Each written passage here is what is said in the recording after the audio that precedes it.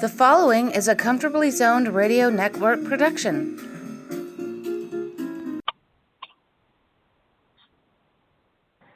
Hello, everyone. Welcome to Comfortably Zoned Radio Network. I'm Rob Denninger, and I'm with Jack DeGraw, and as always, we're talking Yankees baseball. How you doing, Jack?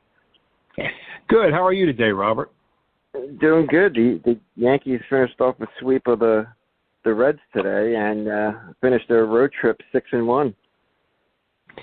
Yeah, since they got Aaron Judge back, and they've really been playing, some outstanding ball. I heard a stat that the Yankees so far in the month of May have the best record in the majors at 14-5, and in the last 10 games they're 8-2, and I think they're only 5.5 back of the Rays now. Yeah, the Rays, they lose a little bit, and I heard something today like Aaron Judge in the last week has had like 5 game-winning hits. Yeah. I know he torched the Reds, him and Rizzo. I mean, I think they had 6 RBIs combined in one game. Yeah, with Judge hitting second and Rizzo hitting third, that's quite a lineup. But when they get Stanton back, and all off season we heard about how Rizzo was going to come on this year without the shift, and he's really been playing some great ball. Yeah, I mean, Rizzo's batting .302 with 11 homers and 28 RBIs, and Judge is batting .299 with 13 home runs and 32 RBIs. I mean, those two guys together have been carrying the Yankees' offense, literally. Yeah. Bader's been a big addition. He comes in, and Torres has hit well. And hopefully when Stanton back and they get Donaldson back from the 7-day disabled list, which lasted 7 weeks, they'll be even better. Yeah, we were talking off air. Apparently Josh Donaldson cut his finger putting something together for his daughter, and it postponed his rehab assignment. But apparently him and Stanton are close to returning, and they said could be starting a rehab assignment this week at some point. Yeah, something Boone mentioned the other day. He said, I can't mention what day it is, but I don't know. But he said it'll be sometime this week. Yeah, and Rodon, we were talking off here also. Rodon, they said he might not be back until July, so we might not have him for the rest of the first half. So hopefully we have him back ready to go in the second. Well, the last I heard, a couple days ago, he was throwing 120 feet. And previous to that, he was only throwing 90 feet. So he's starting from day one. So, it's going to be, let's say, 8 weeks before, we see him. Yeah, there's an article where they said, they're bringing him back with the team, bringing him back up from Florida to New York, and they're going to start eventually having him throw bullpen sessions every 4 days, and then after that, he'll start throwing against live hitters, and then hopefully rehab assignment. So it's going to be a while, but it looks like they have a plan in place for him. So he should be back at some point, but it looks like the second half. Well, they're really going to need him because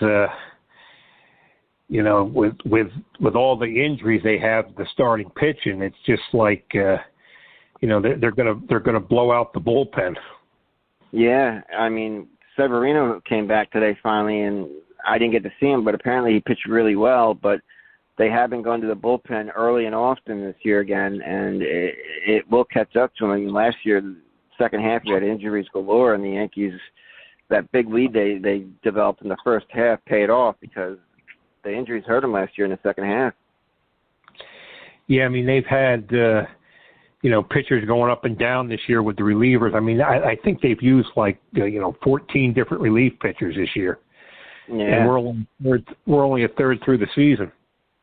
Yeah, and Ian Hamilton was put on the DL, or the IL, I should say, right? Yeah, 15 days. I don't think it's anything too bad. So he could be back possibly by the end of the month. Okay, and Herman, he got a 10-game suspension for finally getting busted for the sticky substance on his hands.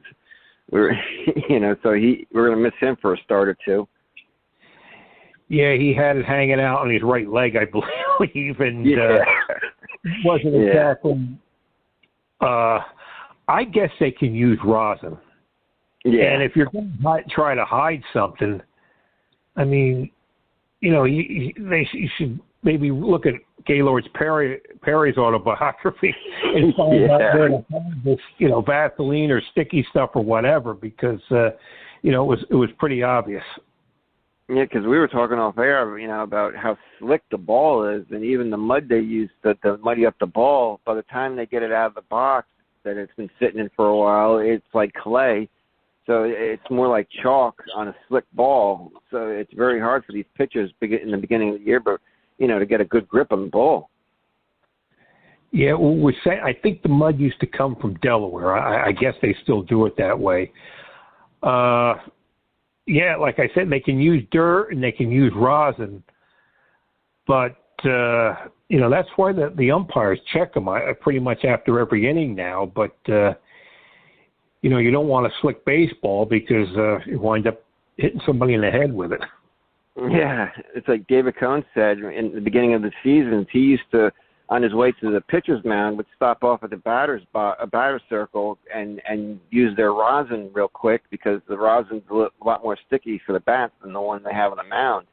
And he said he would use that in the beginning of the year until it got hot and sweaty, just to get a grip on the ball. He said he got away with it, but some pitchers back then, I guess, would use the rosin or whatever on the batter's circle to get a little sticky on their hands to grip the ball earlier in the year.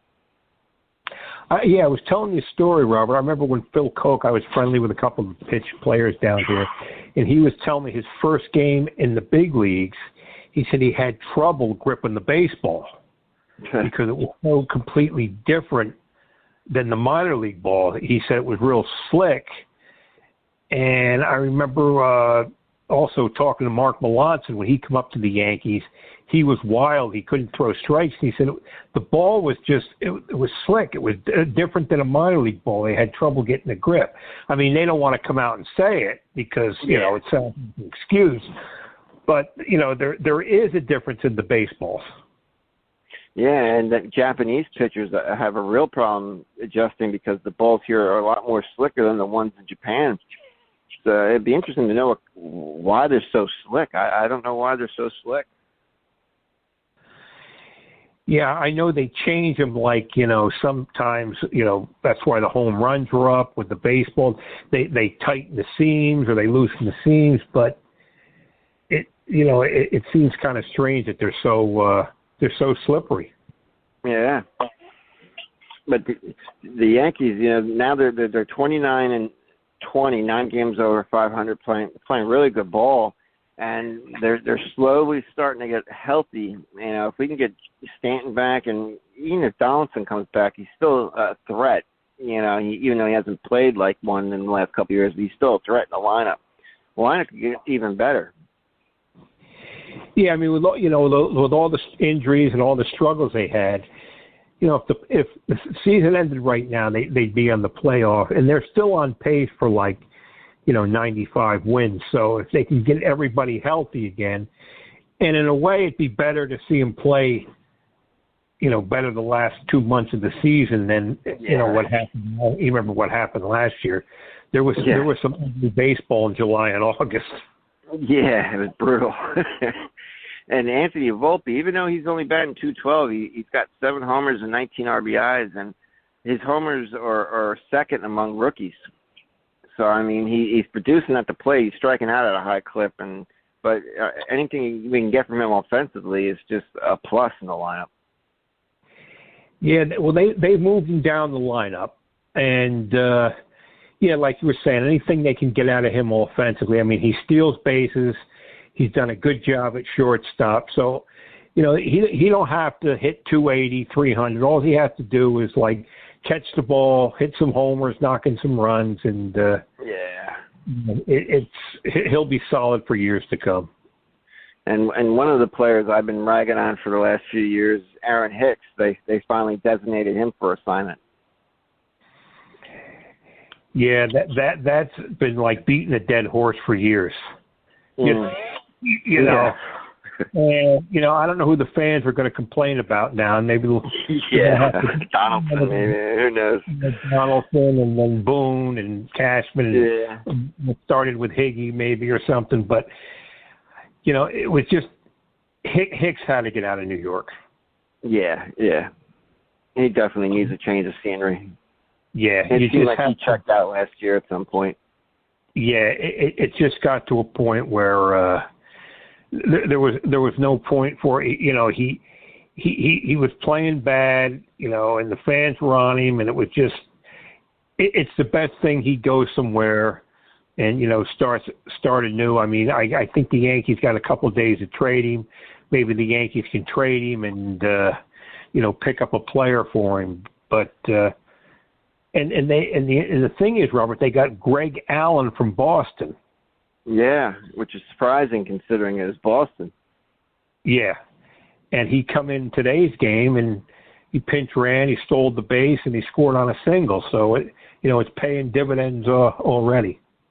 Yeah, because I remember when they had to bring up a bunch of the young kids a couple of years ago, and Allen was one of those guys that was stealing base. Remember that it was like all of a sudden Yankees were playing small ball and they were winning because they had all those young kids they had to call up because of the injuries. And Allen was one of those guys who was getting on base, stealing bases, and scoring runs, and everyone was excited because the Yankees were playing small ball. Yeah, I remember when they did that, and really that turned things around because then. Even last season and even this year, for years the Yankees didn't steal bases. Yeah. And now the last few seasons, they're starting to, steal bases again. And the one thing about Hicks, even when he wasn't hitting, you can always rely on his defense. But this year and last year, he was just making mistakes in the outfield. He was a below-average outfielder, so you knew he kind of had to check. He mentally was checked out of what was going on when you saw him making mistakes in the outfield. Yeah, I mean, there was a lot of mental errors and stuff. It's like his head was somewhere else. So, for his sake, he'll go somewhere and, hopefully he turns it around. The Yankees face the Orioles next, and the Orioles this year, I mean, they're 31-16, and then just 2.5 games behind the Rays. They're ahead of the Yankees by 3. I mean, Baltimore, I'm surprised at how well they're playing this year. I thought Blue Jays would be the team that would be doing what they're doing right now. Well, the Orioles came on last year. It's the first time they finished over 500 in a long time. I remember growing up, Robert, from like 66 through like 83, the Orioles had the best record in baseball.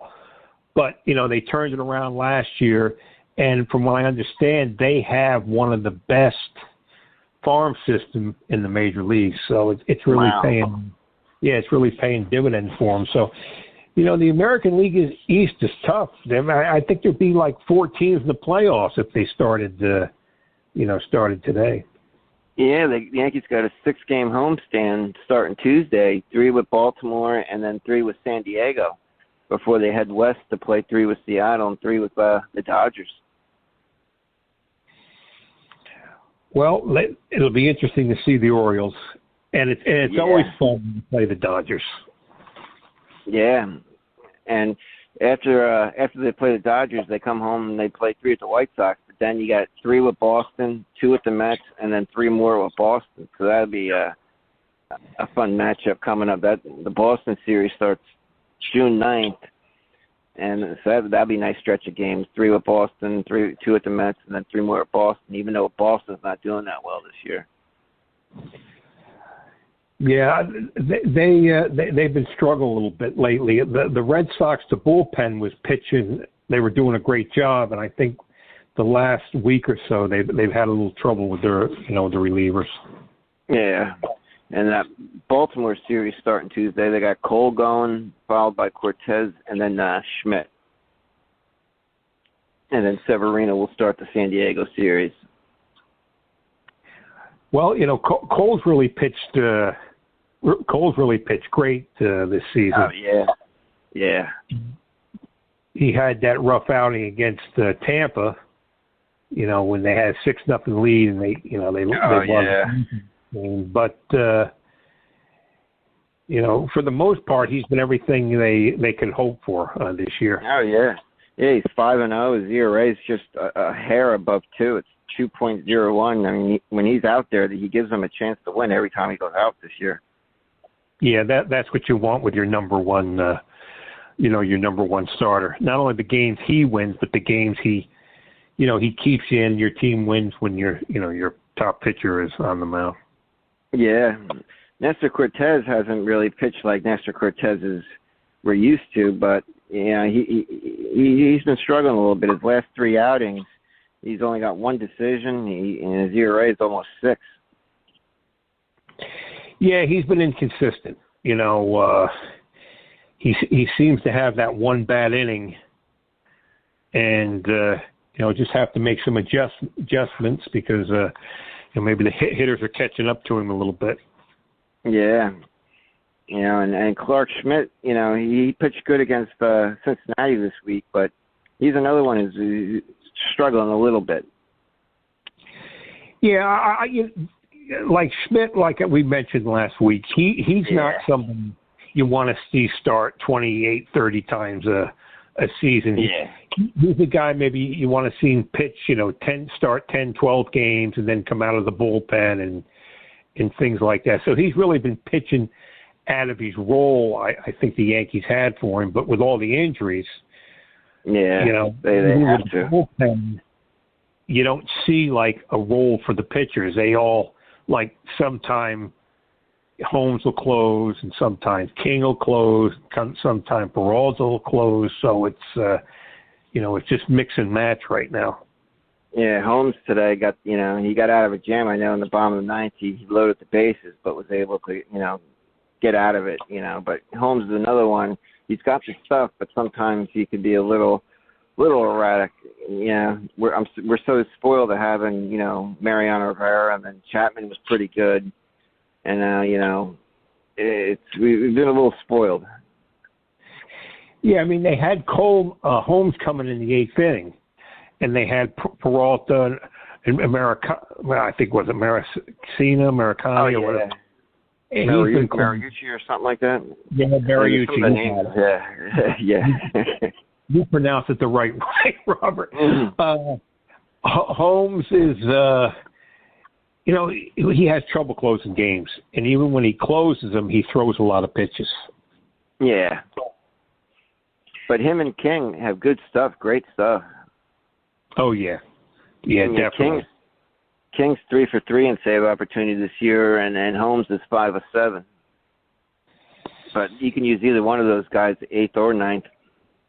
Yeah, that's why Michael King and Holmes, they could be like Romero Mendoza, Dick Tidrow type pitching, do a little bit of everything. Yeah. But the big worriment is their bullpen getting burned out too quick. Hopefully we can get more length out of our starters as the days and weeks and months go on. But last year you saw what happened. They collapsed in the second half because of injuries. I don't want to see a repeat of that last. Yeah, they've thrown a lot of innings so far. Yeah, because last year they built up a huge lead in the first half. They didn't start this year off the way they did last year. Just looking at the stats now, the Yankees got 5 relievers with over 20 innings. Wow. And Holmes is right there. He's 19 1/3. So, Peralta 17 2/3, and all the rest of the guys are over 20, 25 innings. Yeah. I'm pulling it. I'm pulling it up now. Yeah. Yeah, Michael King, Albert Abreu, Ian Hamilton, Jimmy Cordero, they all got over 20 innings. Holmes is right there, 19 1/3, and Peralta 18 2. Yeah. That's a lot of innings. We're not even at, a third of the season yet. No. It's like the Yankees, they're I think 8-2 in their last 10 games. The Rays are 5-5. Baltimore 7-3. Baltimore's been playing just as well as the Yankees have. That should be a fun series. Yeah. Well, it goes back, to the old days when the Orioles were good and the Yankees were good. So, Baltimore's a great baseball city, and they've struggled for a long time. And it's nice to see them turn it around. Yeah. And today is May 21st, but yesterday would have been Bobby Mercer's birthday. Yeah, he would have turned 78. Like I'm 66. He was my generation's Mickey Mantle. Yeah, he passed away in 2008 at the age of 62. And I remember just going to a lot of the games at the stadium. And, I was at the doubleheader when he hit 4 homers. I was at the game when, he got the 5 RBIs the day they buried Thurman. Oh, and yeah. I was there Bobby Mercer Day, and I was there the day he come back when they reacquired him in '79 against the Red Sox. And the game, Munson hit Mercer, and Michael hit 3 homers on 4 pitches. Thurman's first home run. It was just like, there were so many great memories with Bobby, and I met him numerous times, and he was always a real nice guy, a real gentleman. He was a great announcer too, and I'm looking at his stats from 71 through 75. He had a batting average of 299 as an average through those years, with an average 20 homers and 93 RBIs through 71 to 75. Yeah, he was one of the top players of the 70s. I think he was an all-star 5 years in a row. And, when the Yankees, they were having some lean years then for the Yankees, he was like the big star in New York, with Roy White and Mel Stoudemire and Fritz Peterson. And, he was something for the fans to cheer about. And, he had the perfect stroke for Yankee Stadium. Yeah. I know he wasn't too happy when they went to Shea. He didn't hit a home run, I think, till next to the last game at Shea Stadium. God, I remember Shea. I think I went there a few times as a kid. A lot different than Yankee Stadium. Yeah. I only seen the Yankees play there twice. Remember, I seen Goose Gossage pitch for the White Sox. And, he coming in to save the game. But, Bobby only had the 1 or 2 home runs in Shea. And then, he was the center fielder, and Bill Verdon, the manager then, put Bobby in right field and put Elliot Maddox in center. And Maddox was a terrific center fielder. Yeah. He wound up stepping in a drain pipe or something. They didn't take care of the field. He slipped, and Maddox wound up suing the city of New York. No kidding. I remember when Bobby got traded, a lot of the Yankees fans were heartbroken because he was the main guy. And, they traded him for Bobby Bonds to the Giants, and Bonds had a good year in 75 for the Yankees. But then they traded Bonds to the Angels, and they got Mickey Rivers and Ed Figueroa. I remember that guy. Yeah. And the Yankees were in the series from 76 through 78. So even though Bobby wasn't on the team, he still had played a part in the success. And they did bring him back in 79. He did get a chance to play in the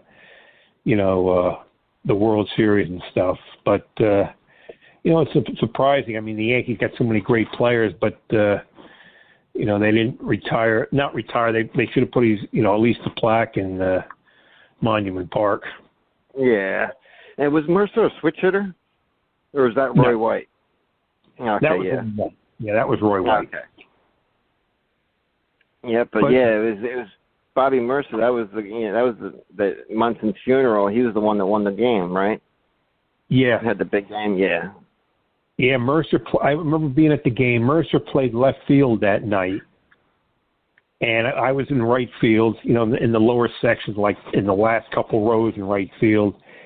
And he hit a home run.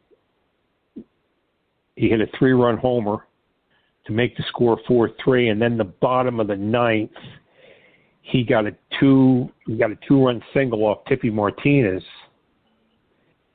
The Yankees won the game 5-4. And, Tippy Martinez was with the Yankees, and he was a terrific relief pitcher for the Orioles. And he said he gave Mercer, they asked him, he said he threw a fastball, and he normally wouldn't throw a fastball. And, Bobby took it the other way down the left field line. They won the game. And Tippy was thinking, well, that's for you, Thurman. So. That's still amazing. I mean, they attended the funeral that day when they played the game, right, that night, that funeral that morning. Yeah. Yeah, it was a Monday night game. Howard Cosell and the ABC crew was doing it. Oh, that's right. Yeah. And the interesting thing is, we had tickets for that game. My friend Rich, we lived in Netcon, and he worked in Morristown, and we took a bus from Morristown, to go to that game. And, it was a unforgettable night. Very sad, but, just a tremendous memory. Bobby was special. So was Thurman. Yeah.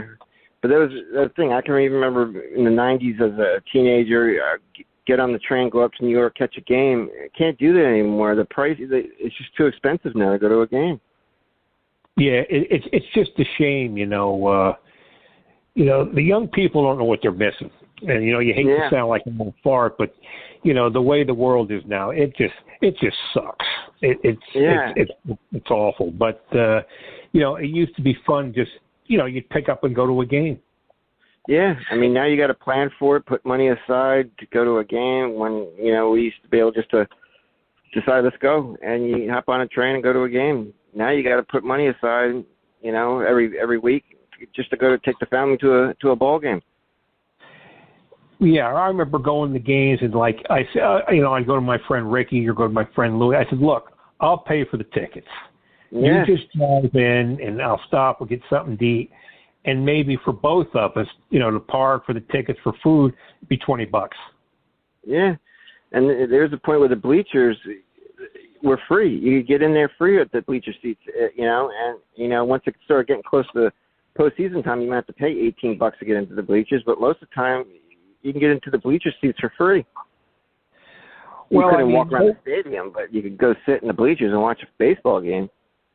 Yeah, security was nothing like it is. After the game would start or something, you just had the little, the wooden rails, blocking them.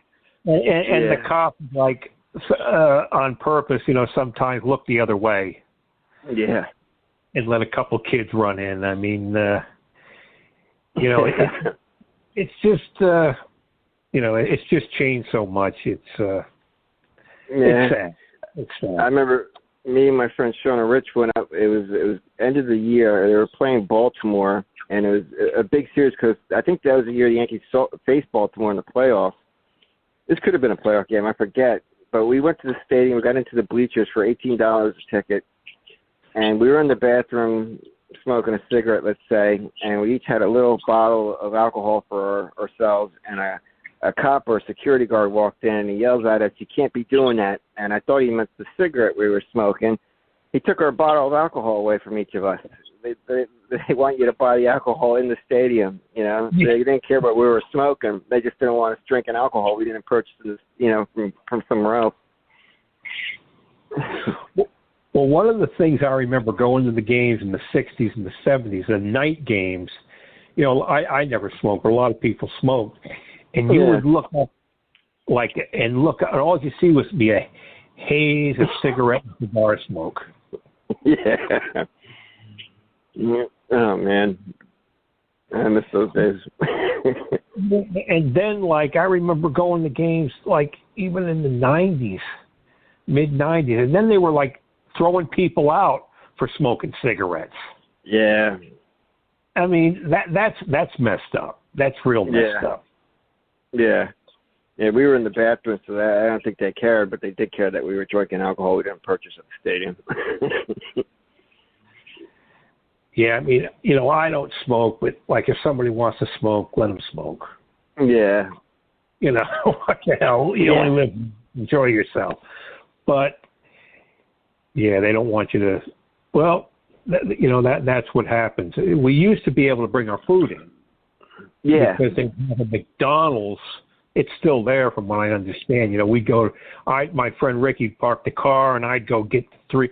I get the 6 hamburgers and the 2 sodas for like $8, and they'd let you in the stadium with the food. Yeah. I love the Yankees. I mean, Yankee fans are the greatest. I mean, you have people there that you're high-fiving, and you got other people. Like, I was standing in front of an old lady one time, and she yelled at me to get the fuck out of her way, and I looked back, and it's this little old lady. She's like, "You're blocking my view." Yeah, the fans of New York are the best. Well, that's the thing. You had fans who would go to the Yankee games, the Mets. They'd go to the Garden to see the Knicks and Rangers and the Jets and the Giants, and they were there for years, and they were the diehard. Yeah. And you don't have that anymore. Everything's so friggin' expensive, and it's like the people who sit in the expensive seats, they're the people you don't want to be around, and they don't want to be around you. So it's just not a good it's not a good mix anymore. No. Yeah, I know my brother likes to take his kids up to the games. He's only done one game so far. He wanted to go up multiple times this year, but it's too expensive to do it multiple times. He's got 2 kids and his wife. That's 4 of them. It costs hundreds of dollars just to go see a ball game. Hundreds of dollars. Yeah, when you add in the food and everything, parking, food, and tickets. I know when the spring training down here, I used to go to 14, 15 games a spring, almost every damn game, and it's gotten so expensive, and you can't watch them practice hardly anymore, and you got it, and with the tickets on the phone, I don't even want to get into that. It's just a pain. It's just ridiculous. $90 the QR codes. Yeah, $90 for standing room tickets for an exhibition game, and it's out of hand. Yeah. That's like I was talking off air today. I thought the Yankees played at 1:30. I was in the car, so I turned on the radio, and it's the top of the 9th at 1:30, and I'm like, what the hell? They started at 11 o'clock, 11:30 this morning. And since they're playing Cincinnati, that's Central Time, so they had to have started at 10:30 Central Time. Yeah, I think on the weekend when they play on Peacock, they start late morning. Okay, yeah, it threw me off. It was funny, I talked to my friend Pete before we did the show, and he was asking me, are the Yankees on regular TV up north? Because they used to be on Channel 11. The Mets are on Channel 9, and then, I think, they flipped. But I mean, you were telling me they don't even put the games on regular TV anymore, unless it's the game of the week. Yeah, unless it's a Saturday night game, which will be on Fox. I haven't seen them on any of the 9 or 11 yet this year, and I don't remember seeing them much last year. Maybe a couple games. Ever since they've been doing this Peacock thing, it's like they stopped playing on Channel 11 or Channel 9. And it's frustrating as a fan because you got to pay for and if you want to watch the games on Peacock, you got to pay for the streaming service. It's frustrating. So a lot of fans don't pay for the Peacock because you only see 1 game a week, 2 games a week on it. It's frustrating. I mean, I get the Yankees make money, but fans, they're already spending money to watch you. Now you want them to spend more. Yeah, I mean, the greed just never ends. I remember, even when the Yankees were on, they went to MSG, the Madison Square Garden Network.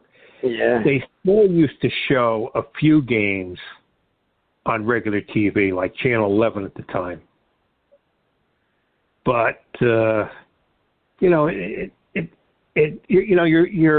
you're losing the older fans, but they'll be dead in a few years anyway. But it's just so it doesn't make any difference. Yeah. you just lose a lot of enthusiasm for them because you don't feel a part of it. I mean, when you can go to the games and you can watch the games, you feel you feel a part of the team.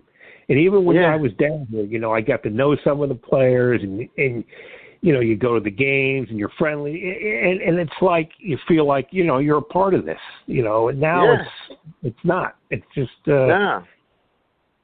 even when you went to Yankee Stadium, you'd stand out and see the players coming in and out. Yeah. They put the barricades up, and the players would come in and out. Once in a while, I never got an autograph, but they would sign. They'd stop and sign for some of the fans. Yeah, and the fact that the spring training games up here, they used to show them on the Yes Network, but the last several years, you barely see them. Any spring training games, they'll show you the replay at nighttime. But when they're happening, you can't. They're not even on their own network. I mean, you hardly ever see any spring training games when they're actually happening. You only get the replays at night. And it's like you own your own network, and you're not going to televise the games live. It's frustrating as a fan.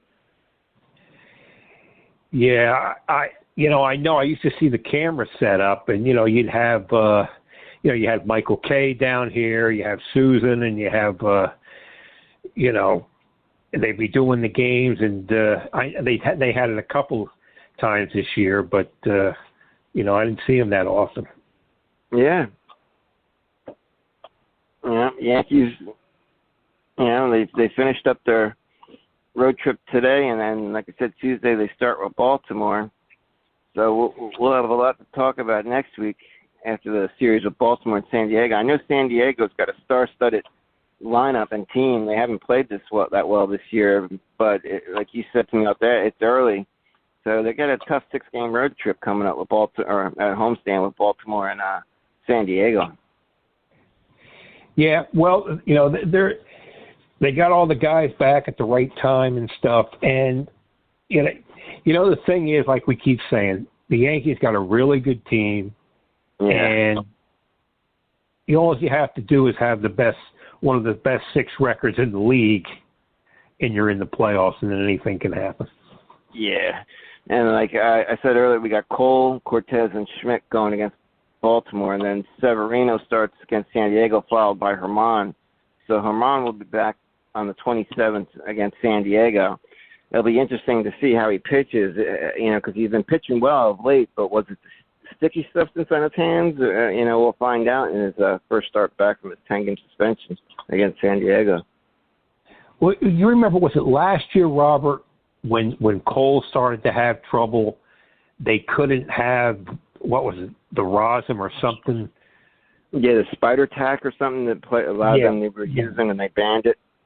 Yeah. Was that last season or 2 seasons ago? It seems like it was last season, but it could have been the season before that. But I remember him having trouble, but he seemed to have figured it out. Yeah, because, I mean, the time goes so quick. It's hard to keep track. But I know after, he had a little problem after he wasn't pitching bad. He was still a good pitcher, but he wasn't as dominant as he usually is. I just saw, I got the MLB Network on, and on the bottom it just flashed that the White Sox called up Clint Frazier. So Clint Frazier's got another stint in the majors coming up. I guess the White Sox designated someone for assignment. So Clint, at least, for a little bit, has another ride in the major leagues for a little bit. That's good. I hope, the kid can turn it around and has a good career. And Sanchez, I think, was going to start for the Mets yesterday. Oh, no kidding.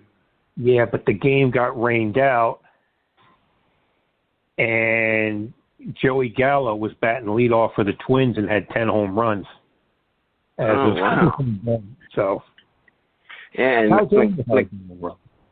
What's that? How's Andahar doing? You heard anything? I just pulled up his stats. I know when he got called up, he got off to a real hot start, but now it looks like he's cooled off. He's only batting 161 with 2 homers and 6 RBIs in 13 games. So it looks like he's cooled off since being called up. And I was always I always thought he would be a good player, but he's someone that needs consistent at bats. He's one of those players that's a contact hitter, line drive hitter. He needs to play every day to be in a groove, to get into groove. Well, I thought when he got with the Pirates, that might be the team. But when they signed, they brought back Andrew McCutchen, who was was a terrific player in Pittsburgh and was a good player with the Yankees. And Andujar just can't seem to get the right situation. No. Trying to bring up Sanchez's stats from the minors and see what he did with the Mets. But they don't seem to have him. Yeah, I don't know if he's seen the games yet with the Mets. I'm not sure. Yeah, he was batting .210 with 1 home run and 13 RBIs between the Giants and Mets minor league teams. Even with all his struggles, even last year, he had 13 homers and I think he had like 63 RBIs or something. And for a catcher, for the most part, catchers aren't too, offensively productive anymore. No. So you figure, if he can just, hit a little bit, knocking some runs, hit some homers, knocking some runs, he should have a job for the next 4 or 5 seasons. Yeah. Falls off the map. He was a guy that came up and just exploded onto the scene, and it seemed like once the Yankees started fooling around trying to make him a better defensive catcher, it seemed like his game, his offensive game just took a nosedive. Yeah. It was really surprising how far he fell off. I wonder if they just made him like a permanent DH, if he would be could resurrect his career a little bit instead of trying to keep him as a catcher. Yeah, well, I think the thing, when they got Stanton and, they get so many players, you have to play them. And then when you get these veterans, they're injury prone. You didn't have Stanton play the field, and then, there was really, Sanchez couldn't DH. He had to catch. Yeah. This week will be in San Diego. Yeah, they're 20-26 on the year, and their last 10 games they're 1-9. So the Yankees, Baltimore should be a good series. San Diego should be a good series, and then, like I said, they go on a West Coast trip to play Seattle and the Dodgers. So when we talk next, we should know more and see if the Yankees keep that hot streak going. Well, they played some great baseball last week, and hopefully when we talk soon, that trend will continue. Yeah, like I said, they're 8-2 in their last 10 games. They were 6-1 on their road trip, swept the Reds, and Judge and Rizzo are just continuing to have a great year. So hopefully the success continues, and hopefully there's no more injuries. Well, we can only hope with the injuries. Yeah, it's the Yankees. Yeah. All right, Jack, so same time next week? Yep, sounds great, Robert. Always a pleasure. And to our listeners, we'll catch you next week.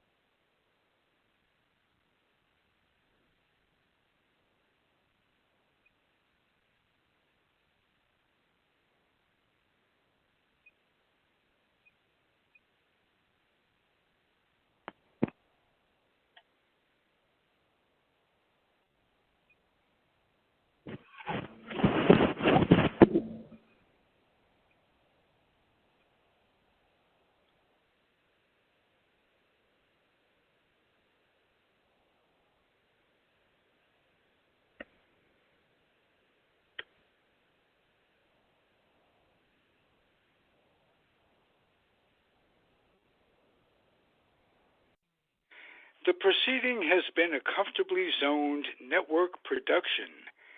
You are advised to keep your dreams wet, your humor dry, your children and grandchildren out of military recruiting offices and off the laps of clerics who wear dresses. Thank you for listening, everyone. Happy trails.